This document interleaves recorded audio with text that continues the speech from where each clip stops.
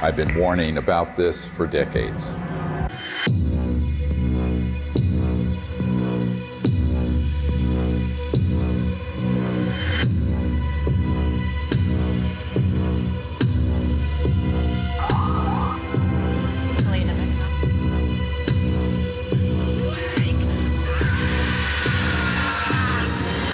No, not that.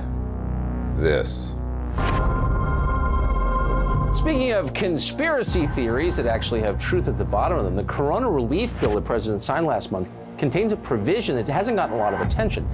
It directs the Director of National Intelligence, in consultation with the Secretary of Defense and the heads of other agencies, to disclose what they know about UFOs within 180 days. So what are they going to tell us? I provided briefings for 4 presidents, foreign heads of state, generals, and a sitting CIA director who later betrayed me. I've seen lives destroyed. William Colby has been missing since April 27th. His canoe was found washed up on the banks of the Wicomico River. Friends murdered. Unthinkable evil unleashed on our planet, all to protect this illegal and immoral secrecy. And nothing I've seen scares me more than this unprecedented moment we're living through. We're in the final hour of an agenda that has been playing out for nearly a century. Centralized monopolies of power in government, the defense industry, and the corporate media are all converging on the same narrative that extraterrestrials are real, they're here, and they're a threat. Those are not weather balloons. Those are clearly autonomous aircraft of some kind that are, as you put it, swarming U.S. military craft. So there are two options. Under intelligent control. These are craft under intelligent control, and they're flying with impunity, Tucker, within our airspace, and they can outmaneuver, outperform anything that we seem to have. We need to find out who's operating them and also what the intent is. The truth is, we do know who's operating them. Some are indeed extraterrestrial, and they are absolutely not a threat, as you will see. It is, in fact, the secrecy that is an existential threat to life on Earth and beyond, as stated by the first CIA director, Vice Admiral Roscoe Hillenkoetter.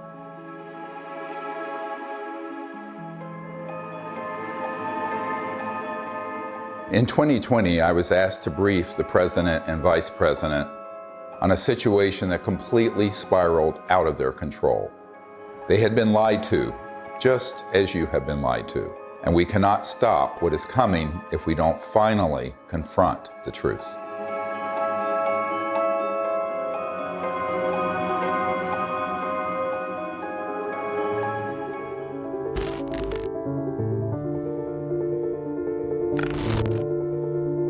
This may be one of the most important photographs ever taken. A dissection of an unknown humanoid from sometime in the 1920s. It clearly isn't human. I don't call it extraterrestrial for one reason. We don't have the history of that it came out of an interstellar craft. We don't have the genetics on it. And there are a group of doctors who are obviously doing the dissection, and then there are suits, very much look like government officials in the perimeter watching. A woman called me up a few months ago whose mother was a seamstress on the atomic bomb project and built the covering for the bomb that was dropped on Hiroshima and Nagasaki.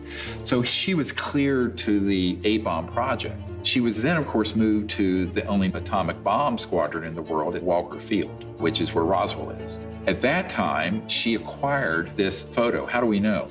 We tested the paper to establish that it was early 50s. And it's a photo of a photograph. And so we do a whole research project on it.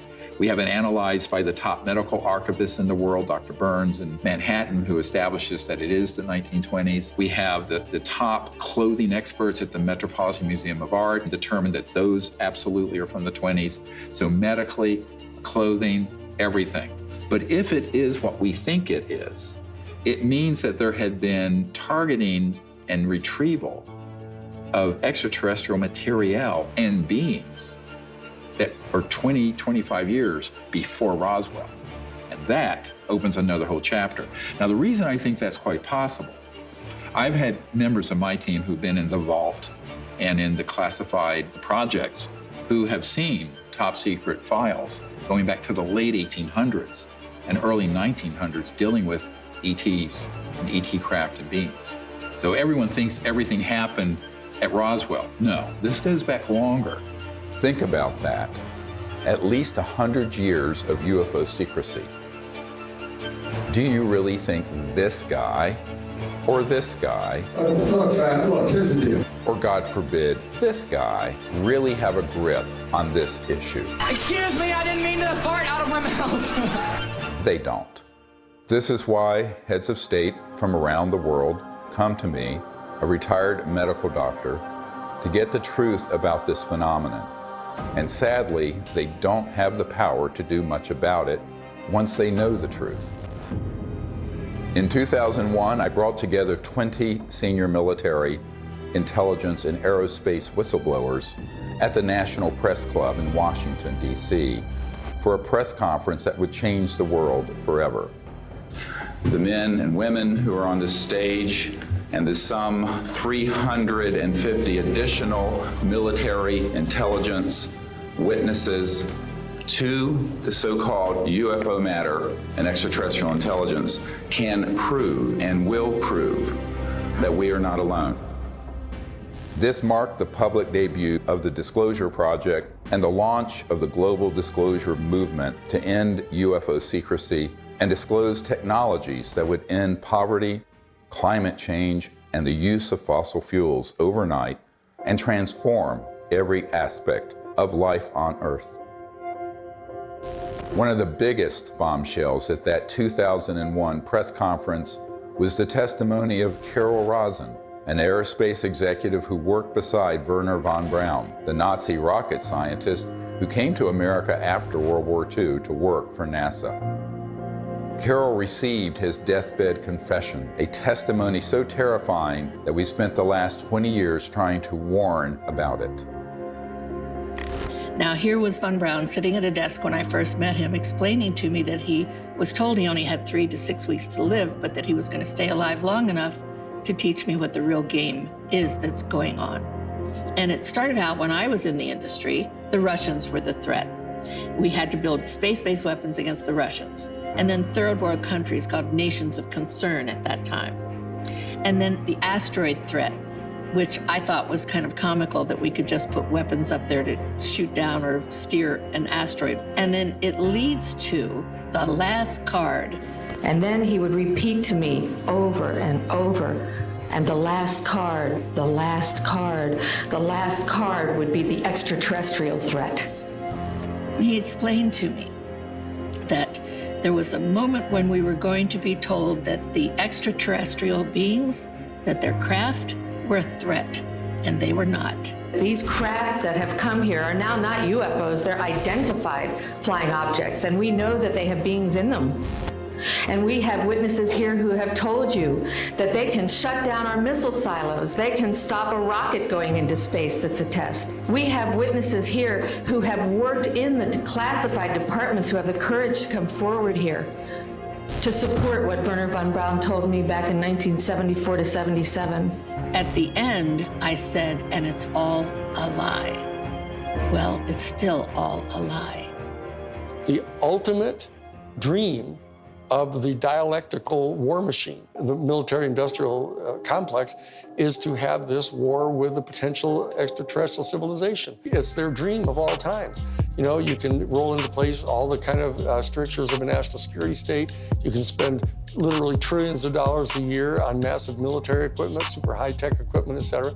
And so that it's logical that they would use that as an excuse. And we do know from repeated examples of it that the utilization of a false flag operation to initiate a war goes on over and over and over again. Our human family does that. The nation states do that. Hitler has done it. They dress up troops looking like some other neutral country they want to invade and have their own troops dress up like them and pretend they've assaulted somebody, and they rush in and attack that country. You know, it's gone on and on. Flashback to September 11, 2001. The world is in shock. The American people are paralyzed with fear and grief. Over the next few days, an unprecedented show of solidarity and patriotism. Americans fly their flag from every car and hang them outside their homes. They unify around an overwhelmed president, brought together as one by terror and loss. Few raised an eyebrow as constitutionally protected freedoms disappeared and the war drum beat loud and unopposed. The 9/11 attack set the stage for an invasion agenda that had been pre-planned for years, as General Wesley Clark revealed in a 2007 interview. He said, I just got this down from upstairs, meaning the Secretary of Defense's office today, and he said, this is a memo that describes how we're going to take out 7 countries in 5 years, starting with Iraq and then Syria, Lebanon, Libya, Somalia, Sudan, and finishing off Iran. I said, is it classified? He said, yes, sir. I said, well, don't show it to me. When Von Braun talked to me about this faked extraterrestrial, he called it a faked alien invasion that was being planned, I saw on a board a list of countries against whom we were going to build space-based weapons. I called Wesley Clark and he answered the phone. And I said, well, what is it about? And he said, well, I asked that question. What is it about? And the guy at the desk said, I don't know. I said, we're going to war with Iraq. Why? He said, I don't know. In its paper, published in 2000, Rebuilding America's Defenses, the neoconservative think tank Project for the New American Century asserted that only a, quote, new Pearl Harbor would generate the political will for the military and defense policy transformations the group desired. Indeed, these traumatizing events are always planned or hijacked in order to manipulate perception and manufacture consent for military action and the theft of our wealth and liberty. George W. Bush, Dick Cheney, and others had decided to go to war with Iraq long before Colin Powell gave that presentation. I feel like it was the lowest point in my professional and personal life that I had a hand in managing it. But we've come a long way since the 9/11 attacks. That same document that called for a new Pearl Harbor goes on to describe how we need to put weapons in space, and even predicts the creation of the Space Force. For a complete fascist takeover, the men behind the curtain will have to play their final card, a cosmic 9/11. This temptation to generate a false flag attack on the part of some extraterrestrial civilization, you even hear people like Ronald Reagan make reference to it. Perhaps we need some outside universal threat to make us recognize this common bound. I occasionally think how quickly our differences worldwide would vanish if we were facing an alien threat from outside this world. Wouldn't it be clear if we all of a sudden found ourselves being attacked by an extraterrestrial civilization? We'd finally all come together. Wouldn't that be really lovely? Well, it's not really lovely for the industrial state. They don't want to lose their other enemies first. They want to use up all that before they go to that extreme. The last card was the most profound experience I had in my whole life. And I accepted the mission. And until Stephen Greer picked me up and talked me into going to the Disclosure Project, when I had just about given up, that's when I saw that there were other witnesses to what's going on, to the truth, to the facts. When she told me what Wernher von Braun had said, it didn't surprise me, because I had previously met with a number of people in the defense industry and in the intelligence community who had already told me that there was such a plan and that it could be actuated at any moment. And that was one of the long-term agendas, was keep the technologies away so we maintain our industrial base of fossil fuel and all this. When we're ready to pull the trigger on releasing this information, spin it in the direction that benefits the foxes guarding the henhouse, the people holding these secrets.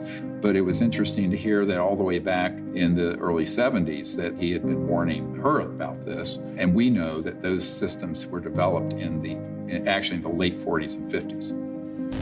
Truth seekers who explore the wonders of the ET phenomenon walk an extremely dangerous path. Most get sucked into the gravitational pull of the black hole of disinformation, where lies about the UFO cover-up and about ETs themselves poison the minds of even the smartest and most well-intentioned investigators. These lies include ETs are demons. It's all interdimensional, not extraterrestrial. We don't have man-made UFOs.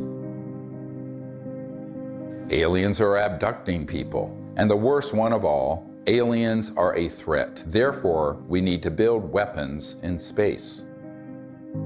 If we cannot commit to no weapons in space, to no war in space, then we're going to continue to have wars on Earth, and we're going to continue at the accelerated pace that we're in right now towards our own human extinction. One of the difficult things of the last 6 months was that I learned that the same group that had been feeding false information to the public through TTSA had their counterparts that had been going into the president's office providing some information, but a lot of disinformation. So the way really good counterintelligence works, or disinformation works, is that at the core of it, there's some truth. So they'd say, okay, the aliens are here, and here's some evidence, but they're a threat to the national security, and we need to have the Space Force. Wow, Space Force. And they get into this thing called the White House and the national security state, and they're completely at the mercy of the people who are going to brief them, and the ones who are assigned and cleared to talk about this issue, by definition, have been in those clandestine operations. I did a video brief for the president, vice president, and also for President Putin. That the problem is, by the time I had good access, they had already been, unfortunately, quite brainwashed on this, had already taken policy steps that included the Space Force creation and what have you, and then we were running up against the election. One thing is clear, is that the normal constitutional channels that you would think would be in control of that aren't. Presidents aren't briefed in on this. Heads of the Defense Intelligence Agency come in who aren't briefed, and I'm convinced they're not. From talking to them, it's clear they don't know what's going on there. So there's some other structure. I happen to be persuaded by the evidence that immediately after Roswell, when they recovered a craft and bodies from the UFO vehicle, that the Truman administration set up a body that was outside of the normal constitutional framework of our United States government. And it was made up of major elite people that they view as the real power elite. A shadowy government with its own Air Force, its own Navy, its own fundraising mechanism, and the ability to pursue its own ideas of the national interest, free from all checks and balances, and free from the law itself. It's sort of a shadow government within the government, not just in the United States, but all around the world. And the kind of power they have, both financially, technologically, and the means of projecting power militarily, is much greater than anything that the conventional military or the conventional government or the President of the United States has. Eisenhower knew it, and by the time he left office was very upset about it. In the councils of government, we must guard against the acquisition of unwarranted influence, whether sought or unsought, by the military-industrial complex. The ETs actually had reached out to Eisenhower near what's now Edwards Air Force Base, Muroc, and really wanted us to stop disrupting the fabric of the universe with these nuclear weapons and advance in a positive way into space and become part of an interplanetary family, which would have been wonderful for humanity, wonderful for the cosmos. But the people who make a lot of money from war and a lot of control of the populace through fear did not want that. So they circled their limousines and sort of moved aside the good people who would have been arguing for that. And that included Eisenhower. We must also be alert to the equal and opposite danger that public policy could itself become the captive of a scientific, technological elite. The fascist element that is owning most of the stock in the major corporations, especially the oil corporations and the natural gas corporations and the pharmaceutical industry, the railroads, the shipping lines. Virtually all these people are fascists, all during the robber baron era. That's what they did. They laid claim to those areas of our American economy, and they've never relinquished them. Those families and those interests became the foundation of the post-World War II military and intelligence and industrialists. They knew that after we had detonated the atomic bomb, there were ET craft seen all over, wherever we were doing experimentation or storage or launches or anything, or even research and development. The ETs were very concerned about that for reasons we'll get into. So the military-industrial complex, as Eisenhower called it, became very powerful and developed clandestine, covert, unacknowledged special access projects that eventually moved the president out of the way and pushed Eisenhower outside the inner circle. I tell people that that was the era when the presidency was decapitated. Fascism isn't, somebody wearing, a monocle and sickly boots with a saber scar, and all that stuff, and strutting around in Nazi uniforms. A fascist is a person who believes that the best way to develop the economic resources of the planet and to distribute them among people is to get a hold of them and have exclusive privileged access to these strategic raw materials, and have the corporations that have access to these strategic raw materials, and to be able to put them through the machinery that they pay for and that they invest in and establishing and producing these products and hiring people. And they believe that that's the best way to have their economy function. And so that the instrumentalities of the state, of the government, are put at the disposal of the private interests of the corporations. That's exactly what was going on in Germany.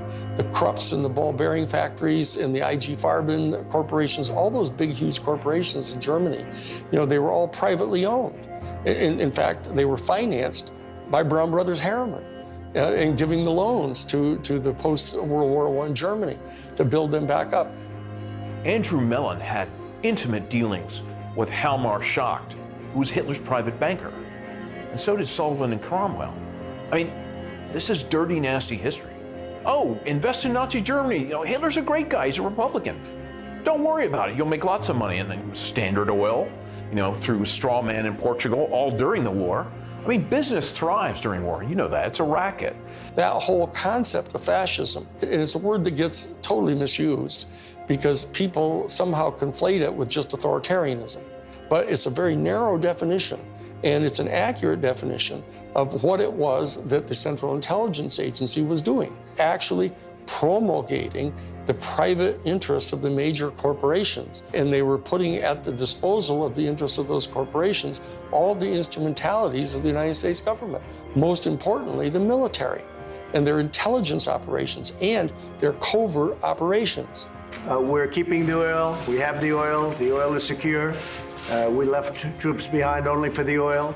Because they basically believed that what's good for General Motors is good for America. And it was an entire theory of economic development. And so that they viewed anybody who interfered with that in any way at all as an enemy of the United States. And so that's how the national security state got really established and institutionalized. And so that when they encounter an event like Roswell, where this extraordinary technology crashes, they realize that there's this extraterrestrial civilization that's got this technology that is way beyond anything we've got. Their instantaneous response to that was, let's get it for us. And that we'll have it, and it'll give us this overwhelming advantage over any of our adversaries that are threatening our world dominion, or our, what they call full spectrum dominance, was their actual term that they used. My granddad and I, when we were talking, I'll never forget it. And he said, he was talking about Patton. And of course, he said, I was in Czechoslovakia with Patton in April '45. And I thought, oh, that was neat. What did you do? And he's like, well, Patton had to secure a lot of the stuff that the SS had. And I said, oh, that's interesting. And they said, well, we went into this warehouse and there were all these exotic, jet aircraft, rocket engines, parts of the V2 and maybe a V3, I don't know.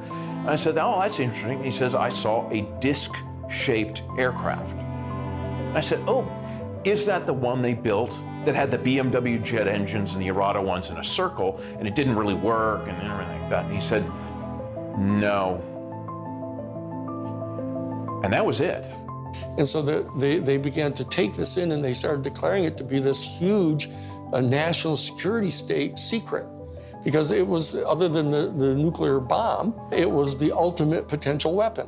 And so they wanted to be able to use it at their disposal for their private benefit. That fascism and the fascistic proclivities of these big industrialists and very powerful people, they know they really can't control 8 billion people unless they first control their minds and their beliefs and their attitudes. As Nazi war criminal Hermann Göring said at the Nuremberg trial, the people can always be brought to the bidding of the leaders. This is easy. All you have to do is tell them they are being attacked and denounce the pacifists for lack of patriotism and exposing the country to danger. It works the same in any country. The buffoonery of the Third Reich was instructive, and they learned that that kind of behavior wouldn't be effective. So they went subterranean. They went covert. People don't understand. We won the battle of World War II. We did not win that war.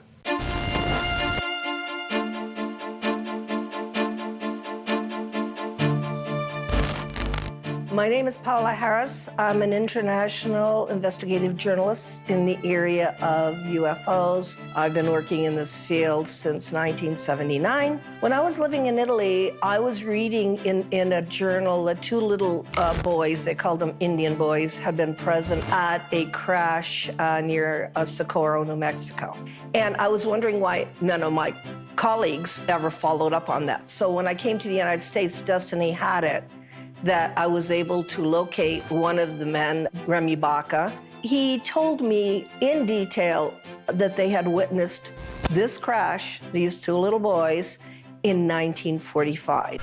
There was an object that shaped like an avocado. And what interested me most, because I look at the timing, is it was exactly 1 month after we exploded the atomic bomb. And the atomic bomb was July 16th, 1945. 5, 4, 3, 2, 1.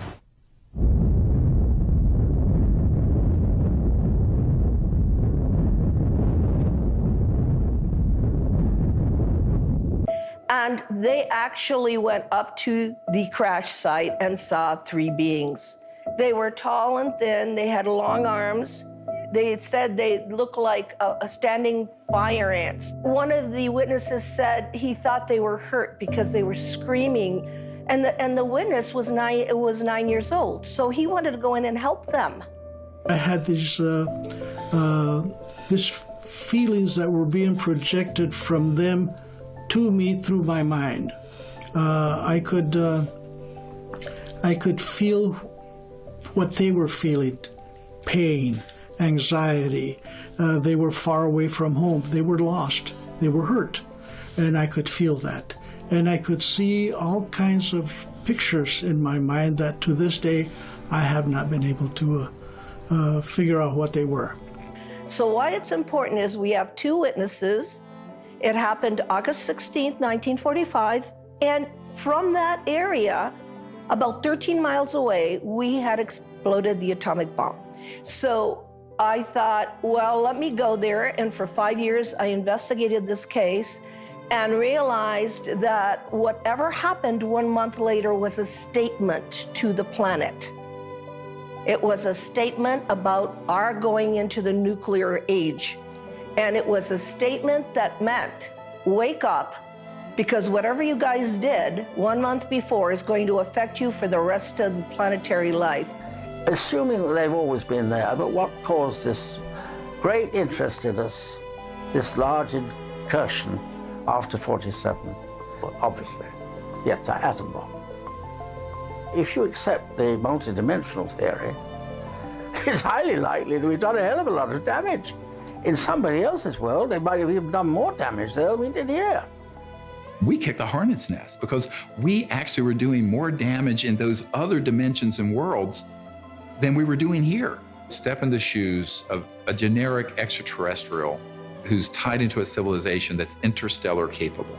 And you are observing that in one person's lifespan, 100 years or so, we're going from guns and maybe cannons and a machine gun in World War I to thermonuclear weapons, then into the space age. Then these clandestine and covert unacknowledged projects develop weapon systems based on studying extraterrestrial systems, and then beginning to put them on satellites, on aircraft, and on ships, and on land-based systems. So the ETs are sitting back and looking at this in its aggregate, and now we're decades into the solutions for poverty in the environment, decades into the ability to have a new economy that would be just, and also would be a space economy. We could be out in space peacefully. We're decades to when we should have ended the war to end all wars was supposed to be World War I. What have we done? One war after another. Now they want to launch the big one, this final card that Wernher von Braun spoke of, interplanetary war, by hoaxing an alien threat. So these civilizations are really quite appalled, frankly. And at the same time, we're using weapons like atomic and nuclear that disrupt the fabric of the universe, and their worlds are affected. We knew the world would not be the same. A few people laughed. A few people cried. Most people were silent. I remembered the line from the Hindu scripture, the Bhagavad Gita.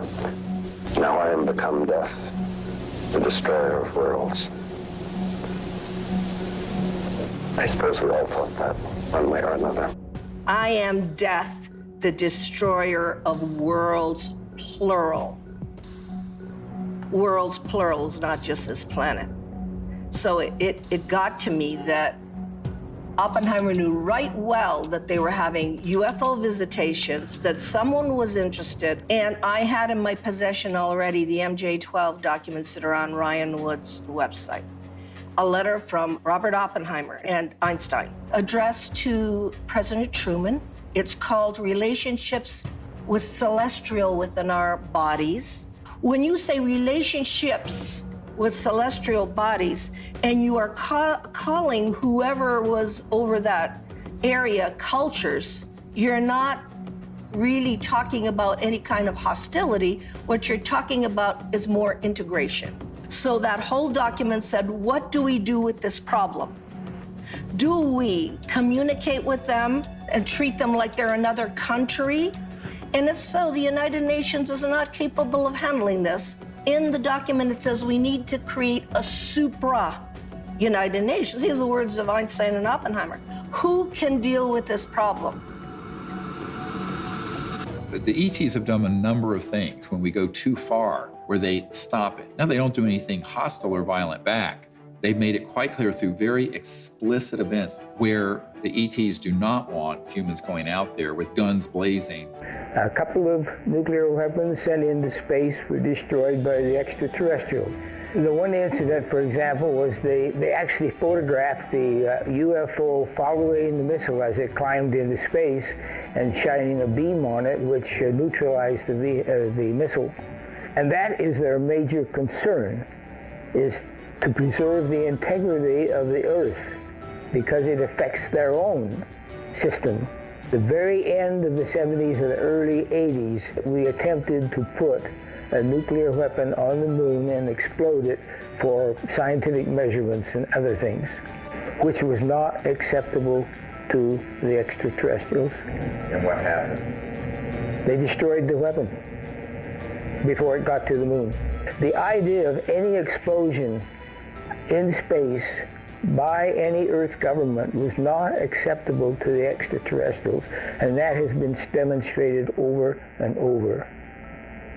And what's the consequence? How is that demonstrated? By the destruction of any nuclear weapons sent into space.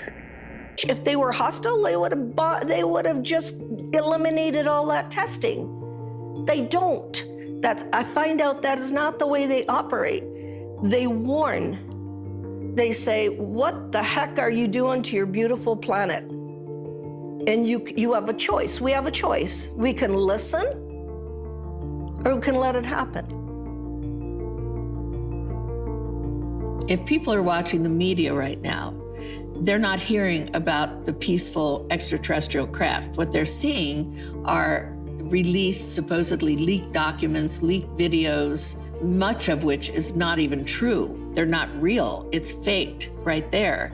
And it's being presented in a format that is to cause fear, to make us see the crafts and the beings as enemies. There's no question whatsoever that the elite that are in charge of the national security state infrastructure, both the official infrastructure and the unofficial infrastructure, are in fact not only fascistic in their economic vision, but they're racist. So I'm telling you, when you see the documentation that goes on inside the Third Reich, in the courses that they were teaching at the thing called the Ordensbergen. The Ordensbergen was this series of 4 castles where they trained the SS people, and you get access to their documents where they're talking about this eugenics and everything. Why is it that they hate the Jewish people the way they do? And people don't have any idea. People got some weird, distant ideas about this, mainly because we allied so closely with the fascists, even immediately after World War II, that they suppressed all of this information about them. And so people don't really know the details of what their thinking was. But the bottom line is that this issue of racism runs extremely profoundly deep in this elite, white, male, Caucasian elite that owns most of the stock and shares of the major corporations and are the promulgators of this fascist ideology, right? And these are the people that were put in charge of the UFO program right from the beginning. Many people who would consider themselves New Age and into all this stuff fall into these camps of, well, there are the good aliens and the bad aliens. And the good aliens almost always look like someone from Norway. And the bad ones have different features or maybe darker. I'm going, this is racism. You just call it out what it is. This is absolutely racism extrapolated into an interspecies level. Not just racism, but speciesism, which is even deeper. We have to try to overcome this. We have to train ourselves. They're hoping that we as humans evolve out of this mindset of ingrained racist tribalism and not go down the path that these covert interests want us to do and extrapolate into space, push out into space the racist world we've had. I call it exo-racism. Justification for war or genocide always begins with dehumanization of the enemy. For example, as part of their anti-Semitic propaganda campaign, the Nazis revived the centuries-old blood libel, the allegation that Jews murder non-Jews, especially Christian children, in order to obtain blood for the Passover or other rituals, in order to lay the foundation for a false flag alien threat. The national security state has engaged in a similar propaganda campaign for decades, a cosmic blood libel. The national security state apparatus and their media allies have been flogging that particular theory that these extraterrestrial civilizations are all here to eat us or to take over our planet and rape our women. There's a whole scenario that's always gone on the part of authoritarian warrior states. About the ultimate other, the Hun. 95% of all of the movies that have ever been made about extraterrestrial life have portrayed them as hostile and dangerous to us, and it sells in that way. I don't know why people watch those movies, but on the other hand, I don't know why people watch cage fighting either. When Unacknowledged went viral and got hundreds of millions of people to see it, within months, they stood up the TTSA with Luis Elizondo, who is a famous disinformation operative in the Pentagon, at least amongst intelligence officials that I've met with, and others who are well-known disinformation figures within the UFO subject. That began the whole process of trying to pull the narrative back to, gee, we don't know what these are, but here's the evidence that we're, quote, leaking, which wasn't a leak, it was a controlled release. And then they hit the button, so the mainstream media that will take dictation from the intelligence community begins to cover it in the New York Times and CNN and every network around the world. Whereas the Disclosure Project has 100 times more direct military witnesses and better evidence. And they wouldn't touch it because it doesn't have the threat narrative attached. It doesn't have the agenda attached. The UFO threat is being exposed by this former Defense Department official. There are unidentified vehicles violating U.S. airspace with unknown intentions and extraordinary capabilities being encountered by U.S. military personnel. We don't know where they're from. Chris Mellon, descendant of one of America's most influential families, oversaw the budgets for some of the military's most top-secret weapons programs. I think there's a reason they picked a Mellon. This is a tradition in our family. You know, as you said, the Mellons were the first family of intelligence that will go along with, you know, we need to do this for the good of the country. You know, yes, you gotta lie and do whatever you have to do, but, you know, this is what we need to do. And they'll just do it. I mean, I'm not gonna, you know, stay silent when members of my family lie to the American people. I won't do that. It's one thing for my dad, you know, in the old days, to get up there and do some mild fibs about, you know, highways. This is not. You're messing around with the survival capability of the human race. Correct. I mean, that's not an overstatement. Right. This is deadly serious. It's not funny. I know from direct conversations with Lou and with Chris that they know that the major military authorities with whom they've had very close communications realize that if in fact the extraterrestrials were hostile in their intent toward us, they could have done anything they want to do. They can come and go at their pleasure. And so that in that regard, they do not constitute a clear and present danger to our national security. But they also know that they're in the habit of getting their funding for all of their entire organizations, et cetera, by flogging a threat. And so that they're inclined to do that because the simple fact is they don't trust the people in Congress. They think the people in Congress are so Pavlovian in that they, in fact, distrust their constituency so much that they have to scare them. And so they say, well, if we're going to be able to justify having hearings about the UFO issue, we're going to have to tell our people that, you know, oh, they're a potential threat to us. And so therefore, they're conning their own constituents. And then they are getting conned by the military-industrial complex because they don't trust them either. And this is a question of integrity. That as long as people are not trusting each other and they're conning each other, you know, this is dangerous. This is how wars start. This is how people lose control of the narrative of what's going on here. Those of us in the CE5 community, et cetera, need to establish some kind of level of discourse with Lou Elizondo and with Chris Mellon.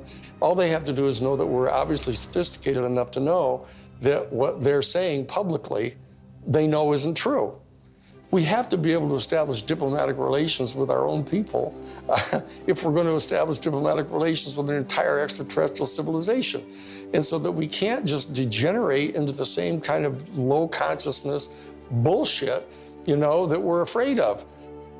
The facts about UFOs are so much stranger than the lies that you discredit yourself simply by telling the truth, especially when it comes to so-called alien abductions. Perhaps the most devastating aspect of the cosmic blood libel is the hoaxing of alien abductions by humans in order to create a culture of fear towards extraterrestrials.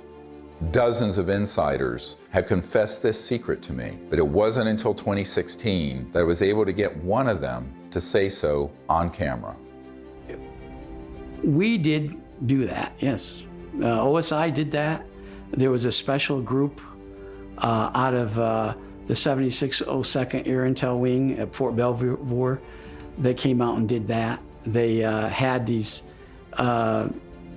people that had maybe some sort of defects, anatomical defects that were brought in to fool people into thinking they're aliens. Yeah, I can't give you any specifics because it's still, the program is still classified, and they're probably still doing it.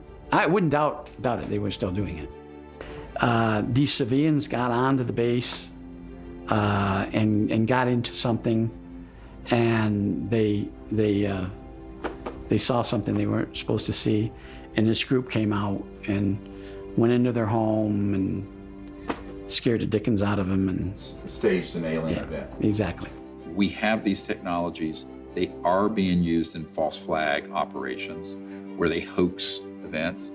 And the purpose for all of that is a sort of psychological warfare, as it says in the CIA document I have, the director of the CIA saying, the UFO subject is very valuable for psychological warfare potential. And that is a very interesting thing to be written in 1953, right? And what does that really mean? Well, it means that the long-term defense strategy from the late 40s and 50s forward was informed by eventually using this last card to consolidate sort of a global, totalitarian military control of the population. Could it be manipulated purposely by people who have the technology to simulate UFO sightings? And people say, well, of course not. Who would do a thing like that? Well, I would remind you that during the Watergate investigation, it was discovered that there was a plan originated in the White House to surface a submarine off the coast of Cuba and paint the second coming of Christ over the island of Cuba using holograms. Which is well within our technology today. The idea was that since there is a large Catholic population in Cuba, they would be so upset by this vision that this would saturate the communication channels, the telephone system in Cuba, long enough for an invasion to take place. How interesting. I never heard of that. Well, I think that's a classic in psychological warfare, but that kind of manipulation is well understood. And I have personally investigated several apparently genuine UFO cases where there was in fact manipulation. My conclusion, the conclusion of scientists working with me, was that there was in fact a manipulation taking place, and that it was not a hoax on the part of the witnesses, but a hoax on the part of somebody much better organized than them. In Vallee's book, Forbidden Science 4, he describes a smoking gun document that confirms what Doty said. In an entry dated Thursday, 26th of March, 1992, Vallee writes, I have secured a document confirming that the CIA simulated UFO abductions in Latin America as psychological warfare experiments. We reached out to Dr. Vallee and asked him if we could publish the document in this film. He refused and tried to blame the producers of this film for his decision to not release it. Unfortunately, others in the UFO research community have similar evidence of this cosmic false flag, but are afraid to come forward publicly. This lack of courage or integrity, or both, is precisely why the secrecy persists. I also asked Richard Doty about the last card scenario, using the military lingo for false flag, deceptive INW, which stands for Deceptive Indications and Warnings. Have you been exposed, or did you come across in your career and your network the false INW or the Deceptive Indication and Warnings projects related to this? Yes. And what did you find out about those? That's pretty hush. I don't think I should talk about that. Yeah. I mean, that's when I briefed the head of the Defense Intelligence Agency, that was the main subject. That is, that's very sensitive. Yeah, it's very sensitive. Yeah. Extremely. Yeah. So we'll just pass that question on.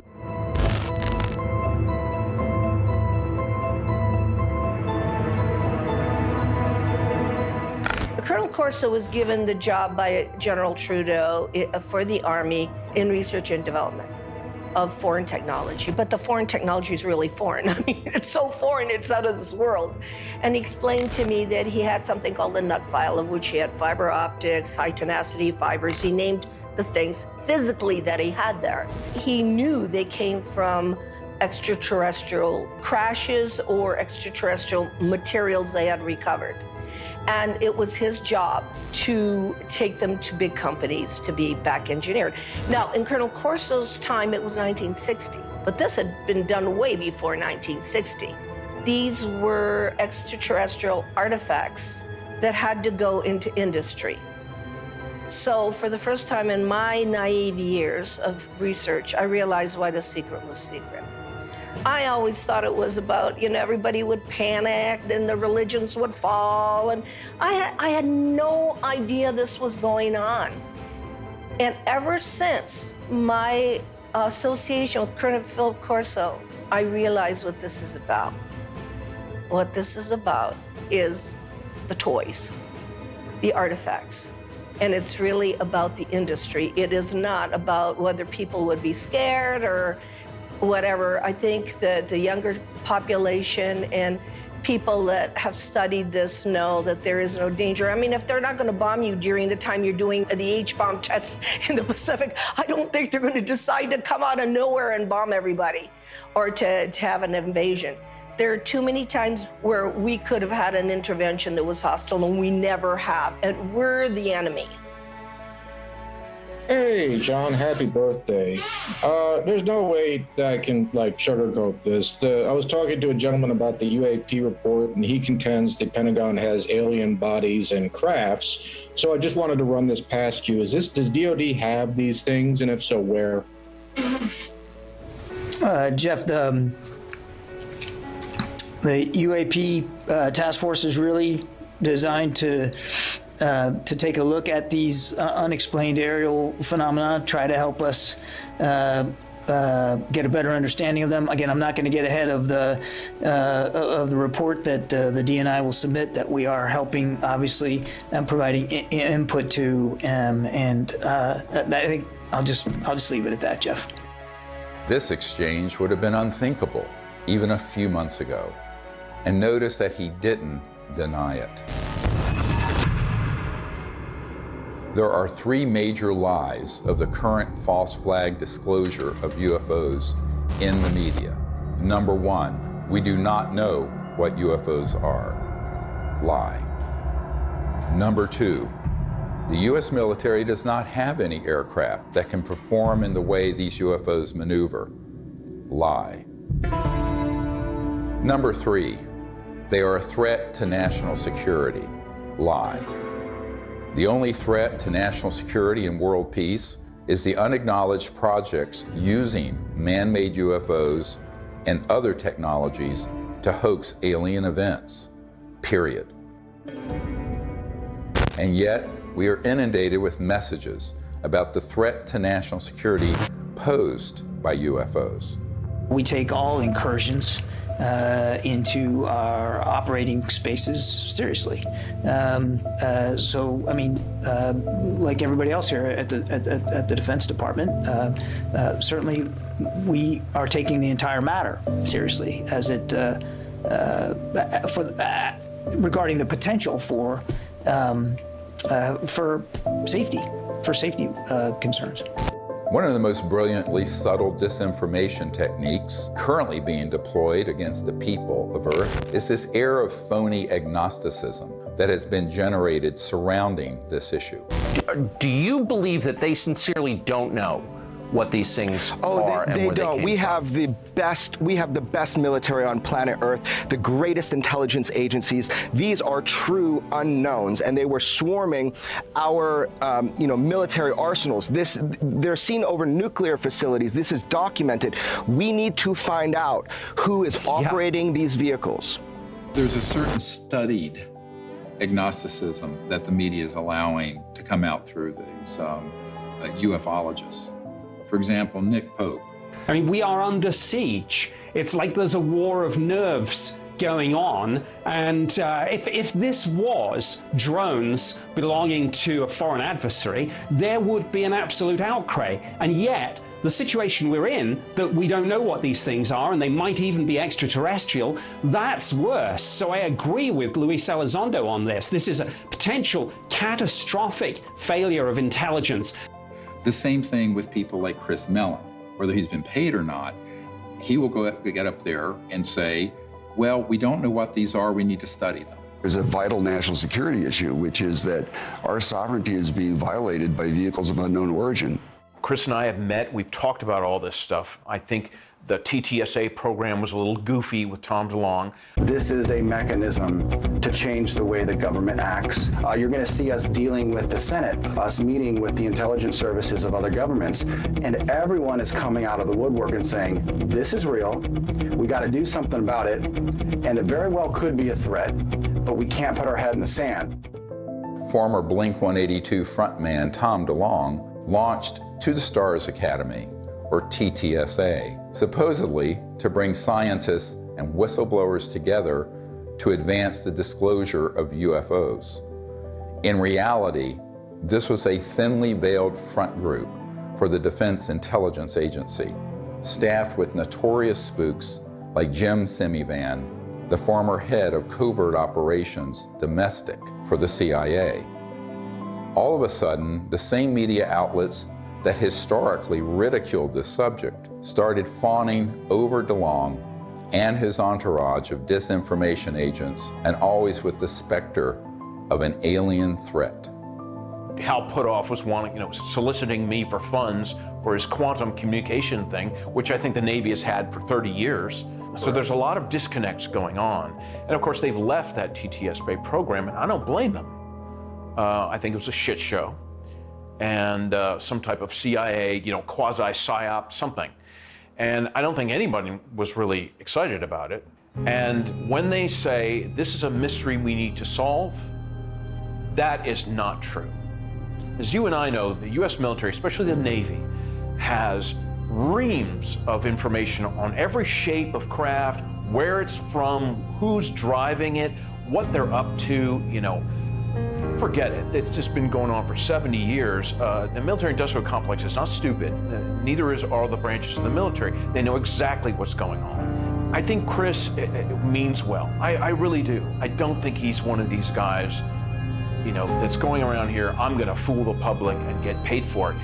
He doesn't need the money. I don't need money. We don't need fame or money. That's the last thing a melon wants. I'm telling you. And of course, TTSA even had a Lockheed Martin Skunk Works engineer who said, we need more money to study this because we don't know how these operate. In 1984, I got my chance to go to the Skunk Works. I'm working on things that defy imagination. Meanwhile, we published a letter that was written to Ben Rich, the head of the Lockheed Skunk Works. And the person writing was a friend of Ben Rich and said, are these UFOs ours or extraterrestrial? And Ben Rich writes back, they're both. He acknowledges that they are both extraterrestrial and ours. Now, this is not some ufologist. This is the head of the Lockheed Skunk Works, the premier aerospace engineering entity arguably in the world. Another man exchanging letters with Ben Rich was military aerospace historian James Goodall, who was Rich's pen pal and confidant for 25 years. I met Mr. Goodall in April of 2021 at the 20th anniversary of the Disclosure Project, which we celebrated in Scottsdale, Arizona. He was dying of esophageal cancer. This is the mid-90s. He'd already retired from Lockheed. And I tracked him down. He was at USC Medical Center near the end of his life. And we were talking about John Andrews and some other stuff, and we started talking about UFOs.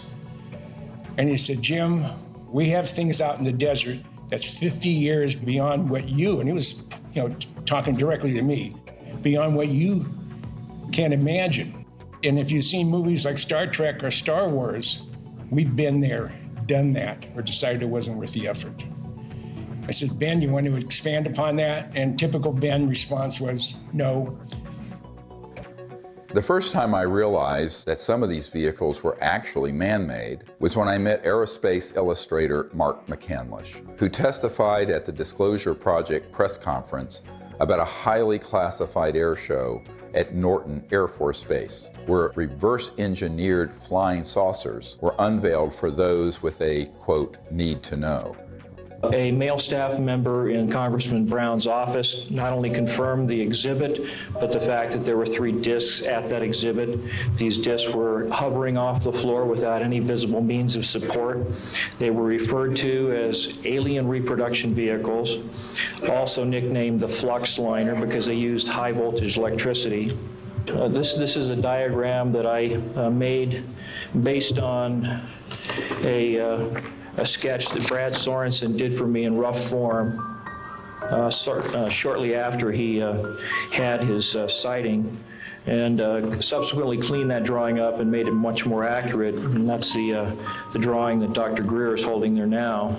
Later on, I obtained photographs that were taken in 1967 by a military pilot, Harvey Williams, flying a C-47 for the Air Force at 12,000 feet, approximately 25 miles southwest of Provo, Utah. This particular vehicle matches the so-called ARV in all proportions and respects in terms of the detail of the shape of the craft. News articles from the 1950s describe how we were on the cusp of unlocking the secrets of gravity, which would unleash a technological revolution. But suddenly the article stopped without explanation. This is the point where we cracked anti-gravity technologies and it went totally covert. And this Tic Tac, the word is, it's Lockheed Martin. It's the successor to the TR-3G Black Triangle model. Elizondo just will talk the bark off a tree. He goes in circles. He's a great counterintelligence guy. I'd love to get into a debate with him, but of course that's never going to happen. Well, this is a document that was obtained through the Freedom of Information Act, and it demonstrates quite clearly that we have had issues with these, if you will, these UAPs or UFOs in the vernacular for at least 70 years, at least since 1950, probably earlier. And this is official U.S. government correspondence. This isn't some eyewitness report from a civilian. This is official government documentation from military personnel to very senior military brass. And what it says is very quite compelling that, look, we've had a lot of military and intelligence eyewitnesses, to include special agents and scientists, and all of them are seeing these things. And more importantly, the frequency has occurred on a regular and continuing basis over sensitive U.S. military facilities. And this has been occurring, Tucker, again, since 1950. The U.S. government has finally admitted that this is not some sort of secret U.S. technology. Quite the contrary.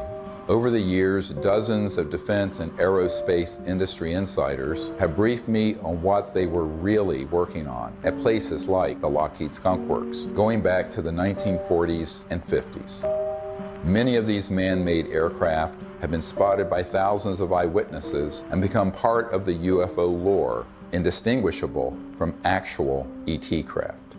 These rogue, covert operations within the military-industrial complex stage thousands of sightings, abductions, mutilations, and disturbing encounters with our public-facing military, knowing these incidents will be mistaken for ET craft. This confusion between what is extraterrestrial and what is man-made is essential for pulling off a false flag that would be blamed on aliens. This is from 1983, Hudson Valley, very famous cases, many witnesses to these transformer-sounding objects, and underneath, when they were close, you can see superstructure and tubes and other things. That is not extraterrestrial. Now, have there been extraterrestrial vehicles of boomerang and other shapes? Yes. But where do you think they get the idea? And also, how else do you create a false flag? You have to create structures that would be believably not aerodynamic. Some of them are kind of hybrids. They'll have some conventional propulsion as well as electrogravitic, and they all have structural, superstructure components that are clearly a man-made machine, not an interstellar vehicle. This is 1989 in Belgium, that you can see all the tubes and structures underneath. Again, this is global. These are also well-known platforms. You can basically, once you get your lifter system in place that causes mass cancellation, you can create any kind of air structure around it. And it doesn't matter if it's aerodynamic or not, because the way it moves, it moves, let's say, the molecules of air around it. So it's basically moving an electromagnetic field effect. So there's no resistance and there is no sonic boom. That's man-made. We've had it for decades. This one is great because it has, if you look at the underside, there are the girders and the structures. And the people under it could see that and could see the light in the center and the three on the end. That is man-made. There are extraterrestrial vehicles that are triangular and that are saucer-shaped and that are other weird shapes. So to make things complicated here, how are you going to know? Well, you got to be close enough to it to see. And if you can't see the superstructure detail, you're not going to know whether it's extraterrestrial or not. This is from Southern Illinois in 2000. They went from animal mutilations being staged by clandestine human organizations to these were doing human vivisections and killing humans. But of course, they wanted everyone to believe the aliens were doing vivisections on people. No, it wasn't. Which ones are man-made and which ones are extraterrestrial beings? Dr. Greer is figuring this out. We've got to listen to this information. These are facts. This is not rhetoric. And then we've got to be able to apply it. We're taught to be afraid. We're taught to fear. We're taught to fear extraterrestrial beings. Really? Get over it. Meanwhile, you have people who would purport to be experts in UFOs going on Fox News and other news outlets saying, we don't really know what these are. It's a big mystery.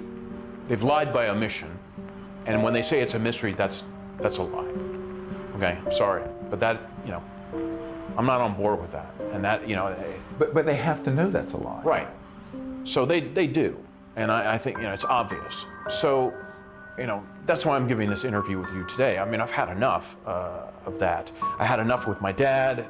Was he a liaison to Majestic 12 as a magic member? Probably. He probably had 2 pages of the UFO file.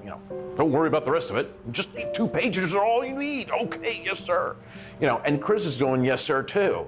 So those people are very studied agnostics who act like we don't know, we don't know, we don't know. And that's why they're given an audience. If they were actually to say, here's what they are, here's what they're doing, which is what a truthful disclosure would be, they would be banned off those networks. I don't think I've ever spoken to anyone who has seen more reports, paperwork, photographs, interviews as you on this topic. Has there ever been a confirmed extraterrestrial ship? We'd have to say no. We'd have to say what's confirmed is that we don't know what this, let's call it a ship or an object. We don't know what it is. We can just say what it isn't. Right. And you can ask yourself, well then what, and of course what we call the extraterrestrial hypothesis is a valid one. I mean, maybe it is from some other place in the universe. In the axis of disinformation, Leslie Kean is the original shameless opportunist of ufology. Over 2 decades ago, Leslie embedded herself in the planning and execution of the Disclosure Project and then betrayed our trust by hijacking our top secret witnesses and case studies and repackaging them. Most people don't realize that on the day of the Disclosure Project press conference, intelligence agencies jammed our signal leaving the National Press Club building for the first hour. Leslie was there and she knew that we had revealed too much. She adopted this fake agnosticism so that every door to mainstream media outlets would be open for her. Anything that can operate in impunity within our airspace, within restricted airspace, that can have near misses with our Navy pilots, it has to be considered a potential threat. Anything that's in the skies that we don't know what it is, and it's demonstrating incredible capabilities. The only way the Department of Defense is going to deal with it is to see it as a potential threat. Anything that enters an airspace that's not supposed to be there is a threat. After receiving classified briefings on UAPs, Senator Marco Rubio called for a detailed analysis. This past December, while he was still head of the Intelligence Committee, he asked the Director of National Intelligence and the Pentagon to present Congress an unclassified report by next month. We've gone this way before. There have been many initiatives. Gerald Ford, when he was congressman, held hearings, went nowhere. The whole window dressing of Project Blue Book, and then that was just really a publicity stunt by the Air Force. And most recently, the $22 million that the Pentagon spent on this Bigelow aerospace study. I had a Zoom meeting this summer with General Herbert, the chief advisor to Senator Harry Reid, and they authorized this funding. After spending $110 million, maybe more than that, because it was a 6-year-long program, where's the beef? What's the results? That money went to Robert Bigelow, who was in Nevada. And he's a buddy of Harry Reid's, right? Right, who was chair of that committee. UFO proponent, exactly. Thinks they've definitely come here many times. Right, so, you've spent $100+ million gathering information, and what did you do with it, outside of, collecting a couple of videos? The people in that circle around Mr. Bigelow and Bigelow Aerospace were all operatives of these unacknowledged special access projects. They made sure that those $22 million were the equivalent of opening a toilet lid, putting the money in and flushing it.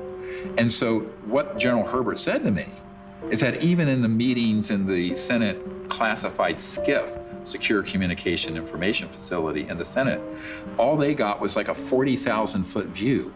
He was an Army pilot, and no detail, no nothing. And I said, yes, that is what was done, and was done on purpose. And so there was a pretty sizable budget for this program. What did they find?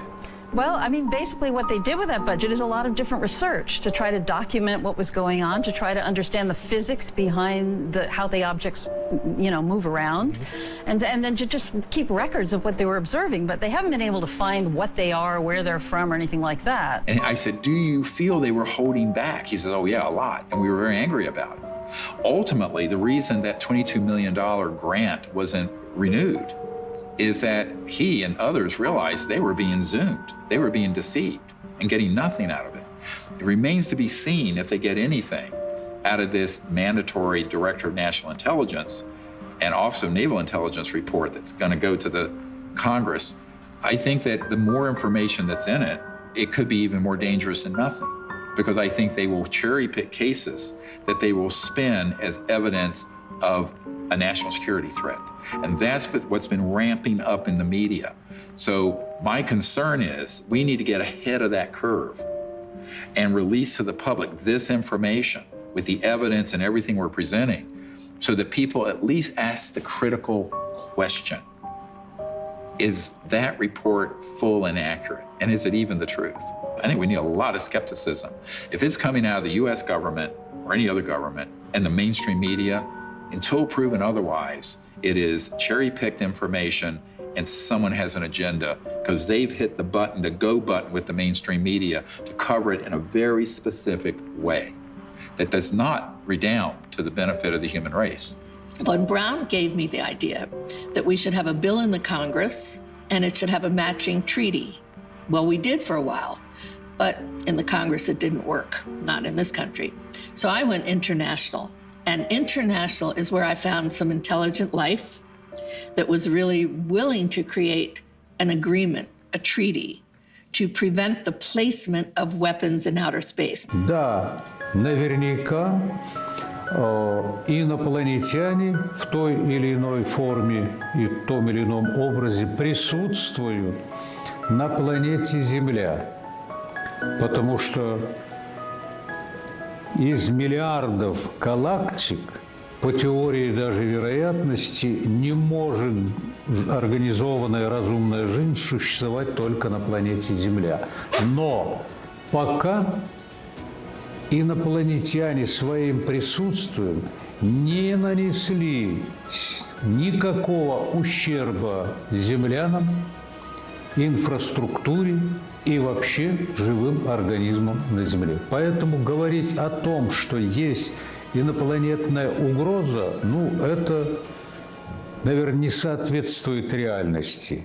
The beauty of having these Russian generals come forward and say this is that we've had a lot of, like Colonel Corso and others, come forward with evidence. Now we have these senior people in Russia And we need more countries to do this, where they unshackle their leaders who know the truth of this and speak the truth to the world community. Now, if you listen to a lot of people, you hear, there are already weapons in space, blah, blah, blah. But the fact is, if anyone reads this treaty, which is hard to get them to do, it's on peaceandspace.com, then you will start to see, and it does tap people, along with the treaty, CE5 events where people can actually have an experience. What more do we need? Well, if you're listening to the scientific method that's been taught to most of us, there's no evidence, we're still looking for it. That is ridiculous. What about the people like me, like Dr. Greer, like 900 other witnesses? What about them telling the truth, risking their lives? The courage that it takes to do this, I haven't had it until now. There is another path, just outside the gravitational pull of that black hole of disinformation. It's the path I've spent my whole life fighting for and protecting. It's the path that leads to enlightenment, world peace, and the realization of technology so advanced that to us, they would seem magical. This is the path of truthful disclosure and peaceful relations with our brothers and sisters from the stars. CE5, or Close Encounters of the Fifth Kind, is a set of protocols I developed to initiate peaceful contact with interstellar civilizations. It's easy enough for anyone to do, and it will absolutely transform your life. Millions of people are learning how to do CE5 by connecting with local CE5 groups or by downloading guided meditations in the CE5 Contact app. Doing that in the context of meriting citizenship in a galactic civilization is a very meaningful meme. To say, look, we need to work on ourselves. We need to elevate our consciousness. We need to hearken to the higher angels of our own nature, etc. That's all a dynamic that we do have control over. That's why I think the CE5 thing is so important, because that's the best way to get data, not to be speculating, from our own political ideology about what they might be like. We really have to have direct communication with these beings. The more, the better. That dual role of elevating our own consciousness and rising to the highest levels of the angels of our own human nature on the one hand, and reaching out to establish communion and contact with the extraterrestrial beings themselves are the two pathways that we have. And in dealing with the national security state, we just have to take whatever steps we can in the legislative realm to impose treaties to keep us from doing things like militarizing space and developing space weapons and all that kind of stuff. That's another third leg of this stool that we have to really do to exercise whatever kind of control we can have over the political realm.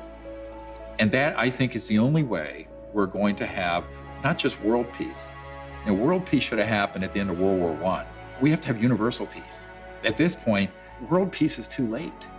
We're already in an interstellar moment. We're already in a cosmic time. So we have to have universal peace. And universal peace comes from both our external policies and behaviors and from within, the great peace within, the state of universal consciousness. As we wrap up this film, we are seeing the threat narrative intensify by the day. Language like, "We need to stop trying to contact aliens," seems to confirm my long-held suspicion that CE5 would be blamed for a staged alien attack. Do not believe this lie. This isn't entertainment. This is our survival. I saw that Dr. Greer would never stop doing this until he took his last breath, and that he needed help with this. This is not about us. It's not about, fame, fortune, money. There's no money anyway in all this. It's about finding a group of people that have the same vision, but the most beautiful vision he has. And I've attended so many CE5s, is that he has found a way, a non-hostile way, to communicate with who's ever out there, because whoever's out there is depending on him to change this situation.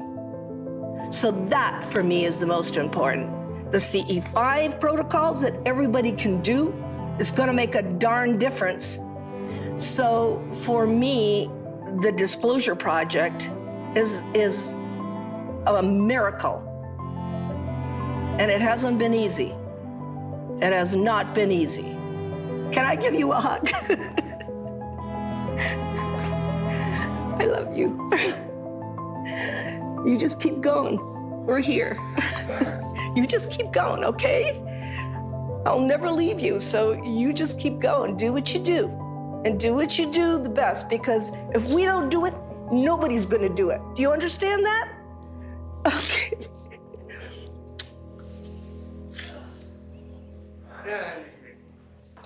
No, okay, can I go outside and get some sun?